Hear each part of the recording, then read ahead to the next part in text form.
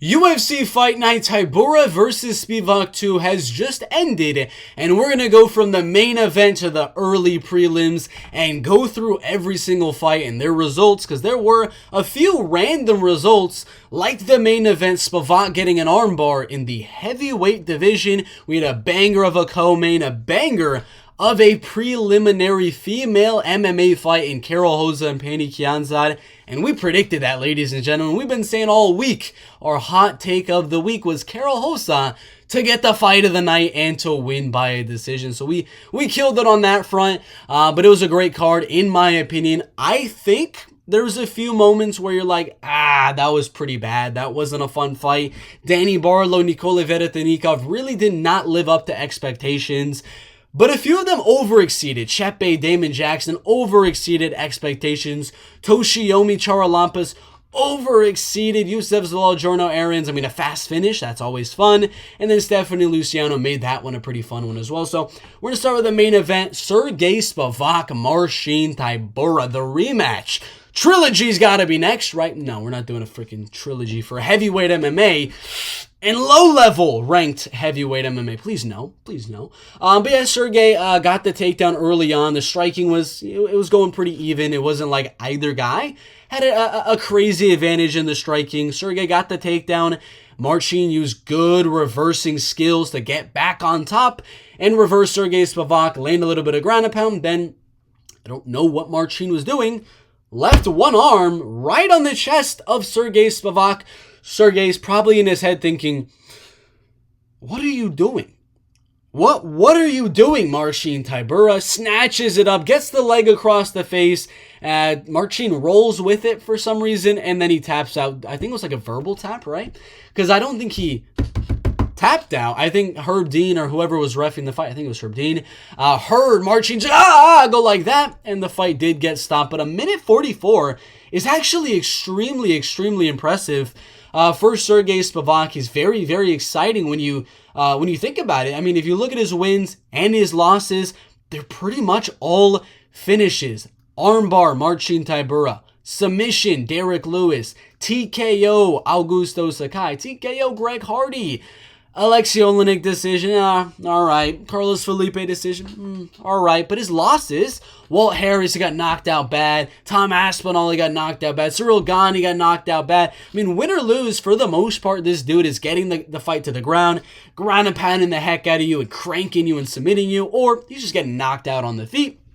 For the most part, this guy does put on pretty fun fights when you think about it. I just thought the Marcin Tybura X factor there, when you mix Marcin with Sergey, probably going to be a boring fight, but it ended too quickly for it to be a boring fight. So great win for Sergey Spivac. He should definitely get a step up, either against the man that was calling him out. Jailton Almeida kind of put his name in the hat. He said he wanted to fight Spivac.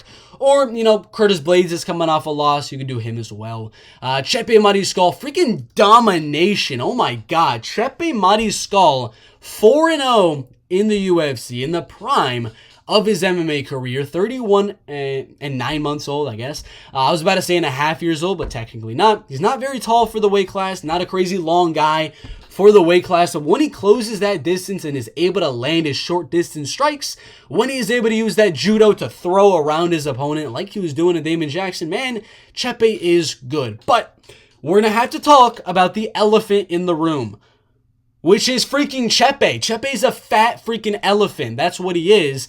He went out there on the scales yesterday afternoon, 3.5 pounds over what Damon Jackson came in at. Damon Jackson looked like a skeleton on the scales, did not look like he had a fun time cutting weight at all, drained himself, probably had a little bit worse cardio because he made weight.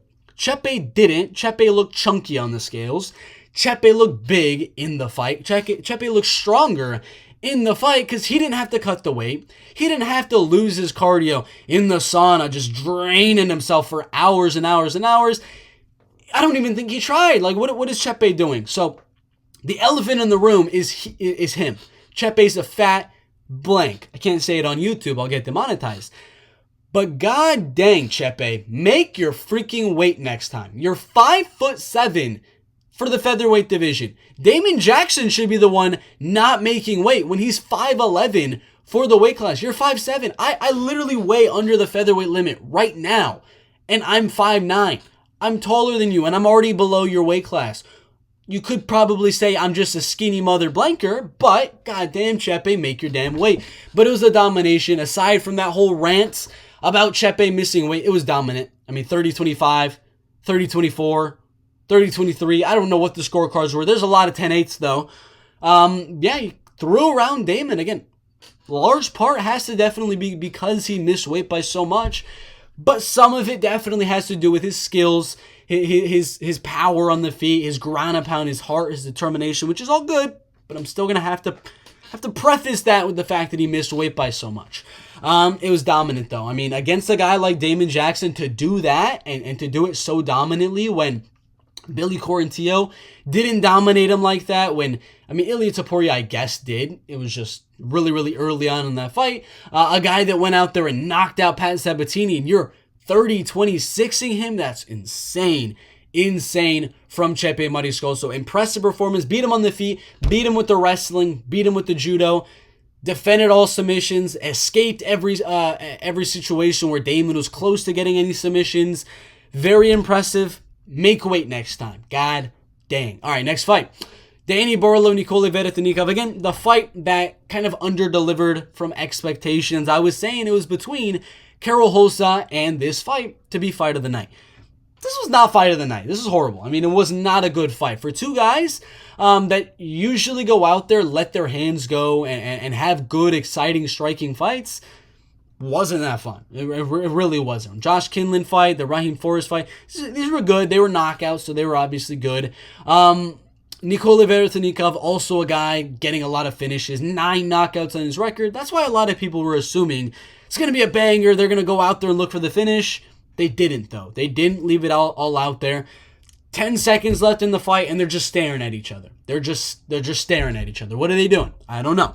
And, yeah, it just wasn't a good fight. It was just 3 rounds of, I mean, there's maybe like 1 takedown attempt from Nikolai, maybe 1 from Danny Barlow going for like a trip in the clinch. But aside from that, it was all striking, and it was all very, I'm not going to let my hands go type of striking. So not a very, very good fight, but shows Nikolai Veretennikov is definitely UFC caliber at least. So I'd like to see Nikolai Veretennikov get a guy that's like 2-2 in the UFC. Put him against him. Danny's 2-0 now. You can give him a veteran. You could rebook the Euros Medish fight. There's a lot of things you can do, but I don't believe he would deserve like a guy right outside of the top 15 or something, because that'd be crazy. That was not an impressive performance. It was a boring performance. Not like a super boring performance, but in terms of where we thought the fight could be, way up here, and where the fight ultimately delivered, kind of in the middle, a little bit lower than that. Just wasn't that good of a fight. Chris Gutierrez, Kang Lee is our next one. Wow, Kang Lee, my man, you looked freaking good. You looked amazing. And again, you lost, but you looked amazing. Like, nobody in their right mind, except for obviously your fans, the people that know you the best, the people that watch you train, your coaches, your training partners, they knew you had this in you. I didn't, bro. I mean, Chris Gutierrez just fought in a main event.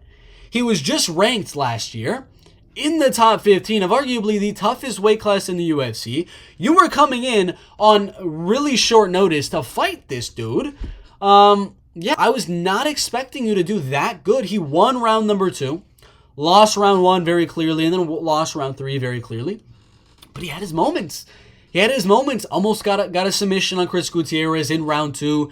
Got a takedown even in round 1. I believe he got a takedown in round 3 as well. So wrestling and grappling looked good. Obviously, the striking wasn't there because Chris was just countering and moving and just kind of sticking and moving. Leg kick, jab, move, leg kick, jab. He kept doing that so well throughout the fight that, Kang Lee just wasn't able to close that distance, wasn't able to land that big shot like we've seen him do in his past 2 fights and get the early knockout. So it was an impressive performance, not in the way I thought he would have went out there and tried to win. I thought for sure he'd try to close the distance and get the knockout, but he tried to wrestle, he tried to grapple, he tried to get the back, and had great success with it. So I'm very impressed by Kang Lee. I'm glad he's in the UFC. He's impressive, man. He's impressive. And I know Chris Gutierrez is not going to get a lot of the publicity after this fight, because he was supposed to win. Tapology had him 89%. His betting odds were 6-1. He was supposed to win, but still a good performance. Attacked the leg on Kang Lee like he always does. Good movement. He's definitely got to work on that grappling. Like I said, Kang Lee getting the takedowns and wrestling and grappling so successfully, not a good look for Chris Gutierrez, especially when, the original opponent was it Farid or Javid? Was Javid Basharat. Javid Basharat, Farid Basharat, if they were to get scheduled against you, I don't think it goes very well, because those guys are elite on the ground. If you go against a guy in this bantamweight division that is like Marab, imagine what he would do to Chris Gutierrez after this fight. So that's the main takeaways. Kang Lee's legit. Kang Lee is 100% UFC caliber. He impressed me tonight. Chris Gutierrez, we gotta get him in that wrestling room. We gotta get him in the jiu-jitsu room immediately. But still a good win over an undefeated guy. Yana Santos, Chelsea Chandler again. Fatty, just like the freaking Chepe Mariscal fight. The elephant in the room for this matchup is Chelsea Chandler is a fat E. What is she freaking doing? 5 pounds over the bantamweight limit. You're unprofessional. You didn't try to make weight. What are you doing? Again, I'm gonna probably should have said it before I just went on that little rant there. Maybe Chelsea Chandler broke her foot in her training camp, couldn't cut the weight because she's not able to move her leg. I don't know. I don't know what Chelsea Chandler was dealing with that caused her to miss weight by this much. The theories I have are that you didn't try, and you weren't disciplined on the weeks and months leading up to this fight. That's my theory. Again, if something proves me wrong, I'll say sorry. But as of right now, what I'm thinking is you're unprofessional and you should leave the UFC, Chelsea Chandler. I don't want you in the UFC anymore. If you're going to miss weight twice in a row, first time by like 2 pounds or 1 pound, I don't remember. And then the second time by like double and triple the weight. That's insane. Again, got to preface that with this. But Yana Santos, impressive performance. Outstruck Chelsea Chandler in every round. Amazing movement. Just kept on having Chelsea come to her, countering her as she came in. Great leg kicks. Great front kick to the face. Oh my God. I remember that shot she landed on Chelsea. Wobbled her a little bit early on in the fight. I mean, Yana looked great. She hurt Chelsea a few times in there. Amazing performance. Yana Santos, I mean, I'm so happy she won this fight, man. Because I really dislike fighters that miss weight. And by 5 pounds, I dislike you even more. So Yana Santos, amazing win. You were on a 3-fight losing streak before this. Now you're back in the win column, and I'm happy as ever that is the outcome of that fight. Then we got Toshiomi Kazama. We got to definitely talk about this one, because holy freaking blank. Charalampis, man, needs to work on his grappling. I mean, round 1 got dominated, bum rushed by Toshiomi, just laying the takedown after takedown, get in the back and ground up, and then going for the armbar and giving up his top position, going for the bottom position, going for the submission. Wasn't able to get it in round number 1. There was good submission defense for Charalampis, but Charalampis' takedown defense was just was not there today. Then round number 2, boom, Charalampis catches Toshiomi Kazama, hurts him badly, ground and pounds the heck out of him, maybe like 2, 3, 4 more strikes, and Charalampis is gonna get the TKO, and then boom. Boom, Toshiomi, while getting hit, while getting ground and pounded, while being wobbled still, gets the head down, gets the arm through, pops up the legs, and triangle chokes Charalampis Grigoriou, who didn't go to sleep. Again, I don't like when people do this. It's a choke. Go to sleep. That's just my personal opinion. But Toshiomi got the tap out. His first win in the UFC. Very impressive finish. Silent finisher. That was a loud finish. Mr. Toshiomi Kazama, when he was doubted by everyone. 91% of people thought he was going to get knocked out, which he almost did. Let's be honest here. Round 2, very close to getting knocked out, but nobody was really thinking he'd go out there and get the submission, except for that one guy in my comment section. I'm forgetting your name, but you're probably going to be watching this video. You are freaking crazy. He predicted Toshiomi Kazama by second round submission, a perfect prediction, which just for and giggles, I'm going to have to go look up what those odds could be, because second round submission on a guy that's 0-2 in the UFC, that's that big of a dog, it's got to be like plus 2,000 or something crazy. Kazama by submission, round number 2. No, that's not even that good. How is it plus 1,400 on that outlandish of a bet? But yeah, he could have got $1,400 on an $100 bet with that prediction. That's insane, dude. I don't know what, like, you gotta like hit an orb or something. I don't know. That prediction is insane. But yeah, impressive performance by Toshiomi. His takedowns and wrestling looked amazing. Chin, still didn't look good. Got rocked again, but yeah, if he's able to fight another grappler in his next fight, that's probably what I'd like to see. So, yeah, good performance there. Carol Hossa, yes. She is now my favorite female MMA fighter. She is now my favorite female MMA fighter. Not freaking Amanda Nunes, not Raquel Pennington, Alexa Grasso. No, it's Carol Hossa. Fight of the night with Irene Aldana. Absolute war. They landed the craziest amount of strikes in that fight. It was a banger. Carol Hossa is a grappler, and she made that fight a war on the feet. Again, in this fight with Pannie Kianzad, amazing leg kicks, amazing boxing.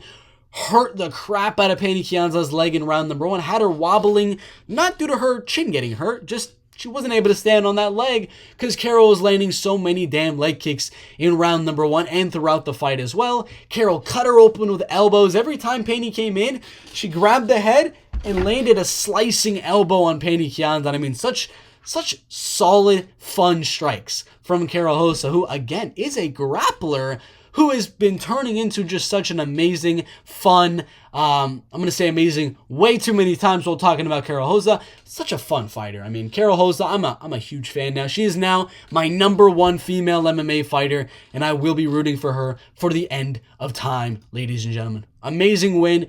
Carol Hossa, I love you. I'm just kidding. She's lesbian, but not in that way. I don't love you in that way, but I love your fighting. Let's say that. All right, next one. Janata Denise, Carl Williams. Surprise. I thought this fight would be a knockout for Janata Denise or a decision for Carl Williams. I thought if Carl's going to win, he'll keep it even on the feet, have Janata come to him like he was doing, but he'd be able to mix in the takedowns. He was not at all able to mix in the takedowns in round 1, in round 2, and got outstruck by a lot in those early rounds. Got rocked a few times, but was able to keep the movement up to kind of weather the storm of Janata Denise. Obviously, in round number 3, Janata hurts Carl Williams pretty badly, and then Carl was able to finally get his takedown, get on top, and go crazy in round number 3. And this is what I respect about Carl Williams is, he's down on the scorecards, he's on top position, 20 seconds left in the round, and he's not coasting. He's not like, there's not enough time left, I can't get the finish now. He's going for it. He went for that finish. He wanted that finish, and until the last second, he was going for it. So big respect for Carl Williams, but such an impressive performance in the takedown defense apartment for Janata Denise. Kept it on the feet in the early rounds and just outstruck and wobbled Carl Williams so many times. Great performance. Youssef Zalal, Jarno Aarons. Again, great performance by Youssef Zalal. I believe he was losing the striking exchanges on the feet. He was landing some leg kicks, some body shots. But Jarno was landing a few good shots to the head. Eventually, of course, like we expected, Youssef went in, got the takedown, got the back almost immediately on Jarno Aarons, and got the neck crank. It wasn't a rear naked choke, but it was a neck crank. It was on the chin, and it was just pure pain and pressure for Jarno Aarons, and Youssef Zalal was able to get his second submission win in a row in the featherweight division. Great win. He's been doing amazing on this second run in the UFC. Then the rematch, last but not least, Stephanie Luciano, Talita Lenzar. 2.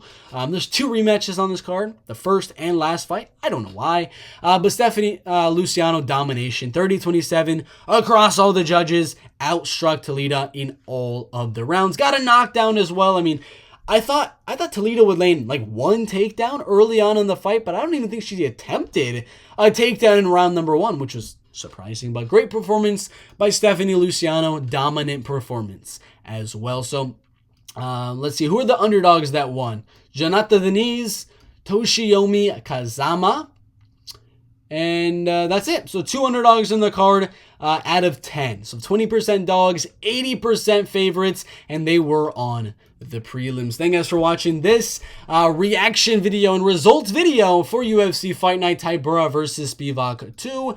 We did profit just a little bit on the card. We had $516 on Gutierrez and Carol Hoza, my most confident picks to win $400.